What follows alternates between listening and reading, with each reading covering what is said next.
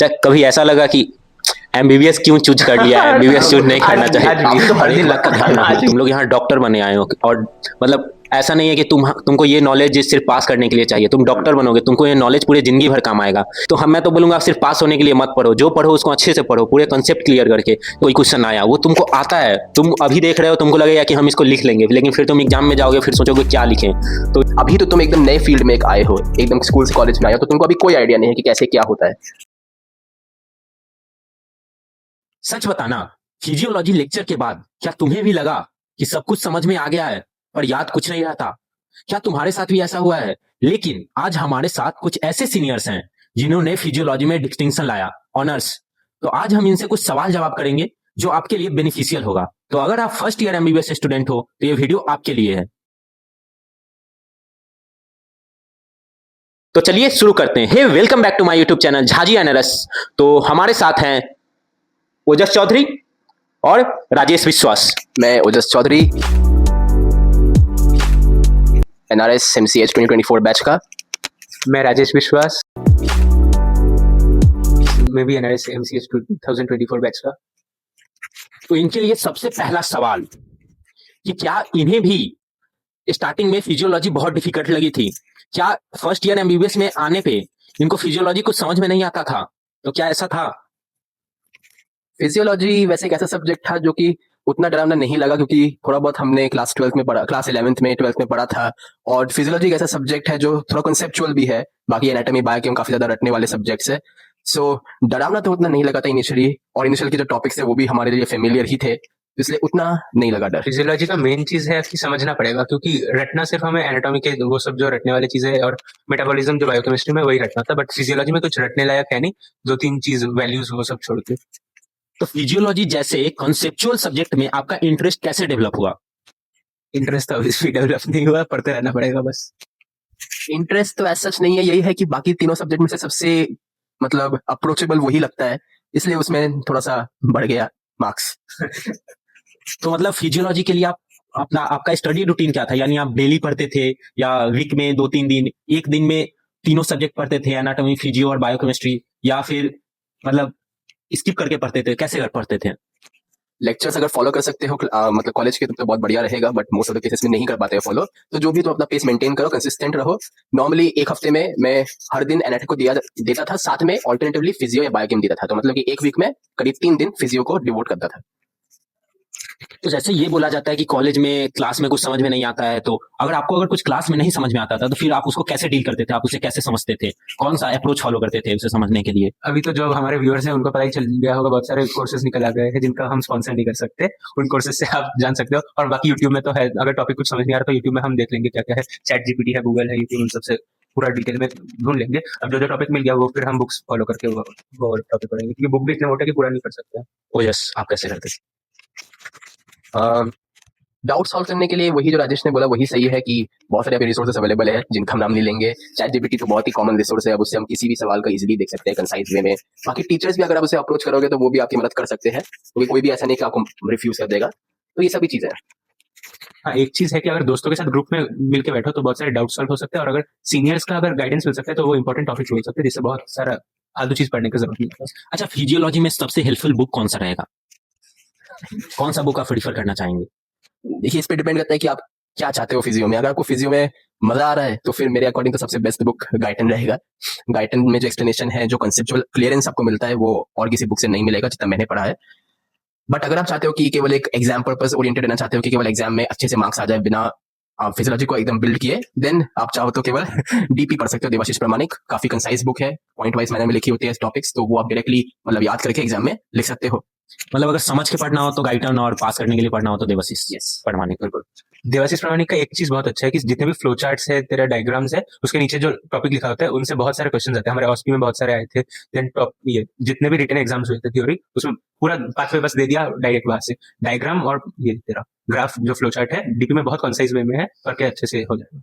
जैसे फिजियोलॉजी का तो बहुत सारा टॉपिक्स 12th से भी मैच करता है, क्योंकि वहां पर क्या रहते हैं, मतलब एक रिस्पिरेटरी, फिर रिप्रोडक्शन वाला, तो वो सब मतलब मेनली कॉमन आने लगता है। तो क्या 12th के नॉलेज से फिजियोलॉजी को पढ़ा जा सकता है पास होने के लिए सिर्फ?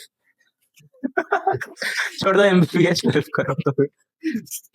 ना भाई, पास तो नहीं कर पाओगे भाई। कुछ एक दो सवाल मान लो आ गए एग्जाम में जो कि तुमने नहीं पढ़े है, मतलब फिजियोलॉजी के बुक से, उसमें थोड़ा बहुत यूज कर ले एनसीईआरटी तो चल जाएगा, तब भी कुछ एक दो मार्क्स मिल जाएंगे, लेकिन पास बिल्कुल नहीं हो सकते, नहीं चलेगा ऐसे काम। जैसे एक टॉपिक जैसे अगर हम बोलेंगे जैसे सेक्सुअल रिप्रोडक्शन में मेल्स का हमने वो सब पढ़ा था पूरा स्पर्मेटोजेनेसिस एक्सेट्रा, बट हमारे जो अब एमबीबीएस में आ गया फिजियोलॉजी में उनमें कितने सारे न्यू चीज मिल गए। फिर फीमेल प्लेसेंटल यूनिट वो कभी थोड़ा हमने पढ़ा था क्लास 12 में, वैसे चीजें बहुत सारे एक्स्ट्रा आ जाते हैं। अच्छा, तो जैसे मेन टॉपिक्स है, सीवीएस हो गया, रिस्पिरेटरी हो गया, और भी जो जो यूनिट्स है उन सब पे आपने कैसे मास्टरी किया, यानी उसको कैसे अप्रोच फॉलो किया? तो सीवीएस, रेस्पिरेटरी, सीएनएस हो गया, न्यूरोलॉजी बहुत बड़ा यूनिट होता है। तो ये सब जो यूनिट्स होते हैं इनके अंदर मेन इंपॉर्टेंट है कि आप फ्लो चार्ट करके पढ़ो, पॉइंट वाइज मैनर में पढ़ो, और क्योंकि बहुत बड़े यूनिट्स है तो इनको कवर करना जो है, मतलब कोई चाहे तो बहुत ज्यादा पढ़ के कर सकता है, ऐसा नहीं कि एकदम इम्पॉसिबल है, बट अगर आप चाहो तो एग्जाम ओरिएंटेड रह के आप केवल इंपॉर्टेंट टॉपिक्स पढ़ के भी अच्छा स्कोर कर सकते हो, क्योंकि ये सब टॉपिक बहुत बड़े होते हैं। सीबीएस अगर आप देखोगे किसी भी बुक में, डीपी देख लो, गाइटन देख लो, मिनिमम 100 पेजेस के अराउंड होता है, बहुत बड़ा यूनिट है। फिजियोलॉजी में न्यूमेरिकल्स, ग्राफ, फ्लो चार्ट, ये कितने इंपॉर्टेंट होते हैं, ये थोड़ा जूनियर्स को बता दो। बोलो।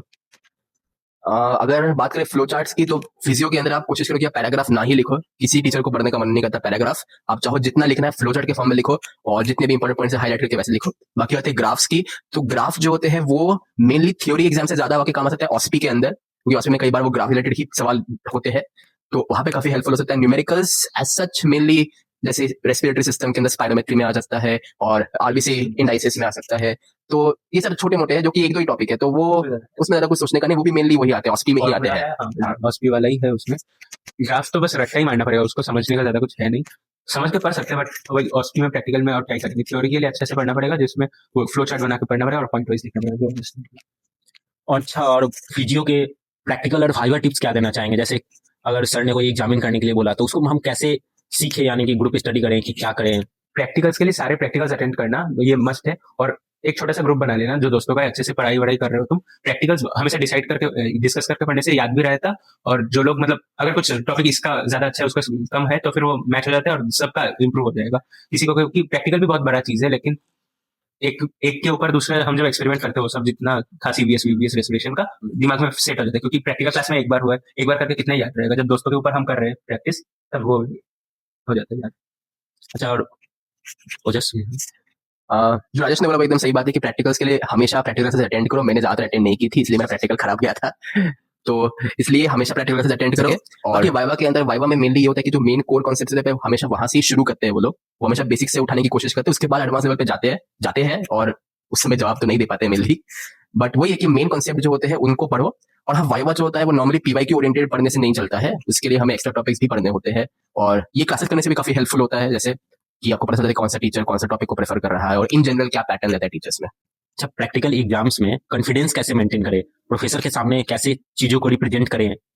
डरना नहीं है, क्या ही हो जाएगा, बहुत ज्यादा से ज्यादा डांट खाएंगे, उससे ज्यादा कुछ होगा नहीं, कोई मारने नहीं आ रहा, कोई डांटने मतलब उससे कोई कुछ नहीं करेगा, एकदम चिल होकर तुम्हें क्या करना है, पेशेंट को ट्रीट करना है। पेशेंट को ट्रीट कैसे करोगे, अगर वो तुम्हारा अपना होगा तभी तो अच्छे से ट्रीट कर पाओगे, तो अपने जैसा रहना, एकदम चिल होकर, एकदम रिलैक्स। हाँ रिलैक्स। और अगर हम दोस्तों के साथ जब करते हैं ना, कॉन्फिडेंस अपने आप बिल्डअप हो जाएगा, क्योंकि तुम्हें सब पता है। तब प्रैक्टिकल्स ऐसा एक चीज है जिसमें पूरा हम पकड़ सकते हैं, थ्योरी क्योंकि इतना ज्यादा चीज है कि पूरा हम ग्रेस्प नहीं कर पाएंगे, बट प्रैक्टिकल एक चीज है जो पूरा कर सकते हैं, उसमें फुल नंबर लाने का कोशिश करना है। अच्छा, प्रैक्टिकल का तो हो गया, फिर थ्योरी में कैसे लिखे, यानी कि कोई भी क्वेश्चन अगर जिसपे कम आ रहा है लेकिन उसको लिखना है 5 मार्क्स में, 10 मार्क्स में, तो उसको कैसे लिखें? अगर थोड़ा सा भी अगर कुछ भी पता है वो तो इंक्रीज कर देना है, मेन है डायग्राम ऐड करना है। किसी भी क्वेश्चन में हमें डायग्राम अगर ऐड कर देंगे, अच्छे से लेबल करना है, कलर वलर स्क्रीन देके बना देंगे, बहुत एक्स्ट्रा नंबर आ जाएगा, एक दो वहां पे मिल जाएगा। और जितना भी पुराना अगर नॉलेज, अगर कुछ एकदम पता ही नहीं है, जीरो नॉलेज है, वही क्लास 11-12 से थोड़ा सा जितना पता है उसको बड़ा चढ़ा के लिखना पड़ेगा। बिकॉज फिजियो एक काफी कॉन्सेप्चुअल सब्जेक्ट है, तो इसलिए उसमें ऐसा नहीं होता कि हम एकदम ही ब्लैंक हो जाए, कुछ ना कुछ आइडिया थोड़ा बहुत रहता ही है, तो इसलिए फिजियो ऐसा सब्जेक्ट है जिसमें हम कर सकते हैं ऐसा चीज। एनाटॉमी में कोई टॉपिक नहीं आता तो नहीं आता, बायोकेमिस्ट्री में कोई पाथवे नहीं आता तो नहीं आता, उसमें कुछ नहीं कर सकते, बट फिजियो में ये एक एडवांटेज होता है। एक चीज हम कर सकते हैं कि आसपास के टॉपिक का जो भी है उसमें घुसा सकते हैं, अगर मतलब नहीं पता, लास्ट केस रिजॉर्ट वैसा वाला चीज। मतलब कुछ भी हो, क्वेश्चंस को छोड़ के नहीं आना है, खाली सारे क्वेश्चन अटेम्प्ट सारे कर लेने हैं। और जैसे मतलब हमारे सीनियर्स कहा करते थे कि मान लो कि तुम्हें गाय पे निबंध आया, तो तुम्हें गाय के बारे में कुछ नहीं पता है, तुम बस बोल दो कि गाय एक गाय रस्सी से पेड़ से बंधी हुई है, फिर उसके बाद पूरे पेड़ का डिस्क्रिप्शन कर दो, फिर लास्ट में आके गाय पर आ जाओ कि गाय मतलब डायग्राम बना दो। मतलब कैसे भी, लेकिन अटेम्प्ट पूरा करके आओ, क्योंकि अटेम्प्ट ही नहीं करोगे तो नंबर मिलने का कोई चांस ही नहीं है। और अगर अटेम्प्ट करे भी ना, अगर बहुत बड़ा लिख दिया 5 मार्क्स में 1 मार्क्स तो दे ही देंगे, इतना दया तो देते हैं। और हाँ, टाइम मैनेजमेंट अच्छे से करना, क्योंकि कभी कभी होता है कि हम मतलब हाँ जो कम नंबर किया, यानी कि एक्सप्लेन वाई हो गया, शॉर्ट नोट्स हो गया, उसी सबको लिखने में इतना टाइम लगा देते हैं कि लास्ट में मतलब टाइम मैनेजमेंट एकदम शुरू से ही करना है एग्जाम के। ऐसा नहीं कि तुमने आधा एग्जाम दे दिया फिर सोच रहे हो कि अच्छा जल्दी करना पड़ेगा। जैसे ही तुमने पेपर उठाया वैसे ही टाइम को देखो, और हो सके तो पहले से एक प्लान सोच के जाओ कि तुम एलएक्यू में कितना समय दोगे, शॉर्ट नोट पे कितना समय दोगे। जैसे मैं नॉर्मली हर एक एलएक्यू पे पहले 1 घंटे का समय दे दिया करता था मैक्स टू मैक्स, तो उससे तो काम नहीं चलने वाला है। तो अगर आप चाहते हो तो मैक्स टू मैक्स 15 से 20 मिनट दो किसी एलएक्यू को, because उससे ज्यादा वो और कुछ रिटर्न नहीं देने वाला है। और बाकी क्वेश्चंस भी है, उनको अटेम्प्ट करो अच्छे से। और जो एलएक्यू का बात बोला, वो 15 मार्क्स के क्वेश्चन है, उसमें हर वो तो सब डिवाइडेड वाइज होता है, तो हर एक क्वेश्चन को हम जब लिखेंगे ज्यादा बड़ा करके, तुम्हारा इजी चांस है कि तुम्हारा 15 में 10 तो आ ही जाएगा, क्योंकि हर एक को छोटा छोटा करके लिख देना है हमें, तो उसमें वही आधे घंटे में हो जाएगा। शॉर्ट नोट्स और जो एक्सप्लेन वाई है उसमें अगर हम लिख दे पूरा, तो फिर बाकी पूरा नंबर आ जाएगा इजीली। डिस्टिंक्शन के पास करना है, हम तो सब पास के लिए ही कर रहे थे, अब ज्यादा अच्छा हो गया थोड़ा। मतलब जैसे अगर आपका शॉर्ट नोट्स आया 5 मार्क्स का ही है, लेकिन आप उसमें 10 मार्क्स का लिख रहे हैं, तभी भी मैक्सिमम आपको ये 4 या 4.5 ही मिलेगा। मतलब 5 में पास तो मिलेगा नहीं, तो इसलिए 5 नंबर का है तो उसको 5 नंबर के हिसाब से ही लिखो। ऐसा नहीं कि उसको ही एक्सप्लेन करते चले गए और लास्ट में छूट गया। अच्छा, तो आप लोगों को कभी ऐसा टाइम आया जब आपको फिजियोलॉजी ओवरवेलमिंग लगा, तो उस समय आपने उसको कैसे मैनेज किया, क्या किया? लाइफ में हर समय कुछ ना कुछ तो ओवरवेलमिंग लगेगा ही, क्या कर सकते हैं हम भी इंसान है, पढ़ते रहना पड़ेगा, रोते रोते भी पढ़ते। एग्जाम के पहले रोना आ ही जाएगा। अगर एमबीबीएस में आए हो, अब सोच लो कि तुम्हें रोना पड़ेगा पढ़ाई के लिए, वरना पास करना बहुत डिफिकल्ट। कभी ऐसा लगा कि एमबीबीएस क्यों चूज कर लिया, एमबीबीएस चूज नहीं करना चाहिए? आज तो हर दिन लगता है, आज भी आपको नहीं लगता है एमबीबीएस में मेन बात है सिलेबस बहुत बड़ा है। अच्छा, एक चीज हमें देखना पड़ेगा कि जितने भी एग्जाम्स हो रहे कॉलेज में, सेमेस्टर हो गया, पीसीटी हो गया, आइटम हो गया, वो अगर अच्छे से दे, थोड़ा सा प्रिपरेशन अच्छा हो जाएगा प्रॉफ के लिए। मतलब पहले से थोड़ा थोड़ा पढ़ते रहेंगे तो प्रॉफ में इजी हो जाएगा। अचानक से प्रॉफ का धक्का हमें आएगा नहीं। अगर सेमेस्टर में धक्का मिल सकता है, पीसीटी में धक्का मिल सकता है, ठीक है, वो इंटरनल एग्जाम है, ठीक है, थोड़ा सा पता चल गया ना हम किस चीज में वीक है, अब उसको स्ट्रॉन्ग कर सकते हैं आराम से। तो एग्जाम हर एक ट्राई करना देना है। हाँ, ये बात एकदम सही बोली राजेश ने कि हर एक एग्जाम जो भी हो रहा है, सेमेस्टर हो रहा है, जैसे भी हो रहा है, जो भी तुम्हारी प्रिपरेशन है तुम देना एक बार जरूर, क्योंकि इससे किसी को फर्क पड़ता नहीं है। ये जो मार्क्स है वो कोई देखेगा भी नहीं, कहीं ऐड भी नहीं होने वाला है, किसी को फर्क नहीं पड़ता। तो एक बार जब जस्ट दो, बिकॉज वो जो एक्सपीरियंस मिलता है वो काफी ज्यादा वैल्यूएबल है।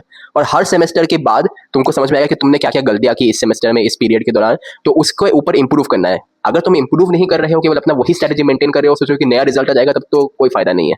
हर सेमेस्टर के साथ अपना स्ट्रेटेजी में थोड़ा सा चेंजेस लाओ, क्योंकि अभी तो तुम एकदम नए फील्ड में आए हो, एकदम स्कूल से कॉलेज में आए हो, तो तुमको अभी कोई आइडिया नहीं है कि कैसे क्या होता है। तो इसलिए नई चीजें तुम सीखोगे और उसको फिर इंप्लीमेंट करोगे जैसे जैसे एग्जाम्स दोगे।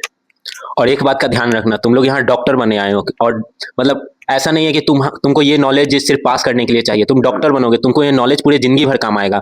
इंजीनियर लोगों को क्या होता है कि वो मतलब अच्छा सीजीपीए लिया, अच्छा प्लेसमेंट लग गया, फिर उनको मतलब कॉलेज नॉलेज उतना काम नहीं आता है। लेकिन तुम अगर डॉक्टर में हो तो उसका क्राइटेरिया ये है कि वो लाइफ लॉन्ग लर्नर है। तो तुम्हें तो मैं तो बोलूंगा सिर्फ पास होने के लिए मत पढ़ो, जो पढ़ो उसको अच्छे से पढ़ो, पूरे कंसेप्ट क्लियर करके। तो अगर फिजियो का कंसेप्ट तो आगे काम आता ही है, मेडिसिन हो गया या आगे भी सब्जेक्ट्स है, फार्मा हो गया, तो मतलब जो पढ़ो अच्छे से पढ़ो, कंसेप्ट क्लियर करके पढ़ो। ऐसा नहीं कि सिर्फ पास होने के लिए पढ़ रहे हो। सही है। अच्छा, अगर आप फर्स्ट ईयर के जो सब्जेक्ट्स है हमारे, एनाटॉमी, बायोकेमिस्ट्री, फिजियोलॉजी, इसमें फिजियोलॉजी और बायोकेमिस्ट्री बहुत आगे तक जरूरत होगा हमें। हर एक मेडिसिन में जरूरत, एनाटॉमी तो सर्जरी में जरूरत होगा ही होगा, पूरा बॉडी। एनाटॉमी नहीं पता रहेगा तो फिर ये कैसे पता है कि कौन चीज कहाँ है, कैसे वर्क करेगा। और फिजियोलॉजी हमें जरूरत है, पैथो के लिए जरूरत है, तुम्हारा फार्मा के लिए, मेडिसिन में जरूरत है, कैसे चल रहा है, बायोकेमिस्ट्री की भी जरूरत है। तो फर्स्ट ईयर हमें करना है कि पूरा अच्छे से करना ही पड़ेगा। First year pre clinical subjects हैं, वो मतलब आगे से रिलेट होंगे, ऐसा नहीं कि इसको छोड़ देना, पढ़ना अच्छे से पढ़ना। फर्स्ट एंड सेकंड ईयर पूरा बेस बनेगा, तुम कैसे डॉक्टर बनने वाले हो। अच्छे डॉक्टर नहीं बनोगे फिर पेशेंट नहीं आओगे, फिर वो लोग एमबीबीएस करके भी बेरोजगार है। तो मतलब कुछ अपने अंदर हुनर होना चाहिए। तो मतलब तुम लोग जूनियर्स को कोई ऐसा 3 टिप्स देना चाहो फर्स्ट ईयर को, क्या देना चाहोगे? वाइवा में धक्का मिलने वाला है दोस्तों, रेडी। फ्लो चार्ट्स हमेशा यूज करना, पैराग्राफ मत लिखना, शॉर्ट नोट्स कभी भी दे रहे हो तो उसमें अंदर सब हेडिंग्स देने से अच्छा लगता है, सुंदर लगता है। और जो है प्रीवियस ईयर क्वेश्चंस और क्वेस्ट, ये दोनों चीज बहुत अच्छे से अगर करके जाओगे ना, तुम्हारा ऑलमोस्ट मेन पूरा कवरेज हो जाएगा टॉपिक्स के ऊपर, एंड ग्रेस्प अच्छे से तुम्हारा। देखो प्रीवियस ईयर क्वेश्चन से थ्योरी ऑलमोस्ट हो जाएगा, तुम्हारा पता चल जाएगा क्या क्या टॉपिक्स में पढ़ना है। क्वेस्ट बॉल के जो बुक है, क्वेस्ट वाले बुक से हमें मिल जाएगा ना मेन में। पीवाईक्यू तो पूरा बता देना, पीवाईक्यू कितना इंपॉर्टेंट है। पीवाईक्यू तो बहुत लास्ट 10 इयर्स क्वेश्चन एक भी छोड़ के मत जाना। तुम्हारा एलएक्यू हो गया, एसएक्यू हो गया, शॉर्ट नोट हो गया, एक्सप्लेन वाई हो गया, सारा पूरा देखते जाना। और अगर हो सके, अगर टाइम मिला तो लास्ट 5 साल का पूरा पेपर भी देख लेना।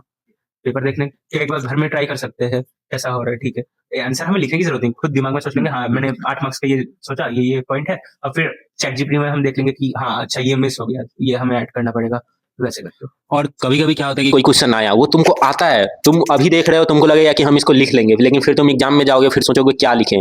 तो इसके लिए कि तुम पहले से कोई भी क्वेश्चन तुम्हारे सामने आए तो अपने मन में मेनली 4 पॉइंट्स कर लो कि अगर ये आया तो इस पॉइंट से रिलेटेड इतना लिखेंगे, इस पॉइंट से रिलेटेड इतना लिखेंगे, कि उस समय एक ओवरव्यू रहे तो तुम लिख पाओगे। नहीं तो एकदम फास्ट लिखना पड़ता है तो तुम्हें याद नहीं आएगा, तो तुम्हें आता हुआ भी क्वेश्चन छूट जाएगा। तो पहले से ओवरव्यू लेके चलना कि अगर ये क्वेश्चन आया तो ये लिखूंगा क्या।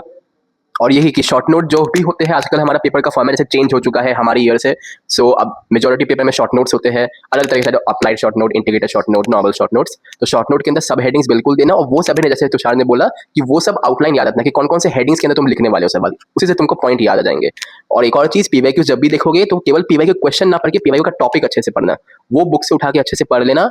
और जैसे वैसे एक नया अभी जो पैटर्न चेंज हुआ है उसमें एलएक्यू जो होता है वो हमेशा क्लिनिकल भी आएगा, तो इसलिए क्लिनिकल चीजें जो होती है फिजियो से रिलेटेड बहुत सारी होती है, रेस्पिरेटरी में भी है, सीवीएस में भी है, बहुत सारी चीजें, उनको अच्छे से पढ़ के जाना, क्योंकि उन्हीं से ही एलएक्यू आने वाला है according to the new pattern. अच्छा, एक रैपिड फायर करते हैं, गाइटन और गैनन। गाइटन, गाइटन, डायग्राम और पैराग्राफ, डायग्राम और रिवीजन दोनों ही जरूरत है। रीडिंग के वगैरह हम रिवीजन करेंगे कैसे? मतलब ऐसा कि एक चैप्टर आज पढ़ लिए, यानी कि एक टॉपिक, रिवीजन हमें तो जरूरत है। उसी दिन उसको रिवीजन कर लें या उस वीकली करें। हाँ। अगले दिन जब आप पढ़ोगे फिर से हाँ। उससे पहले रिवाइज कर लिया फटाफट। नाइट स्टडी और morning study. Night night, but वो प्रेफरेंस के ऊपर, हाँ। तुम जब उठते हो, जब जो जैसे शेड्यूल है। तो thank you so much for sharing your journey. तो thank you, all the best. अगर आप फर्स्ट ईयर एमबीबीएस स्टूडेंट हो तो ये वीडियो आपके लिए हेल्पफुल होगी। Thank you so much, bye bye, all the best.